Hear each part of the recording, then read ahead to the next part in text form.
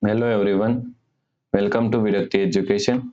So most people solve this question like cancel this 3 by 3 is equal to 2 divided by 2. Now 2 divided by 2 is equal to 1. But this answer is not correct. This answer is completely wrong.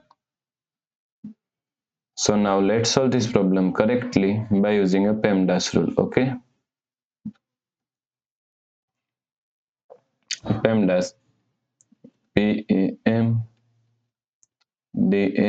According to PEMDAS, first priority is parenthesis, second priority is exponents, third priority is multiplication and division. Here multiplication and division both have equal priority. So we have to solve it from left to right. Fourth and last priority is addition and subtraction. Also addition and subtraction both have equal priority. So we have to solve it from left to right. Okay. So in this question we have one division and one multiplication. Both have equal priority. So we have to solve it from left to right. So first we have to solve this part. Okay. So is equal to 2. Now according to KCF rule, K means keep this 2 as it is same.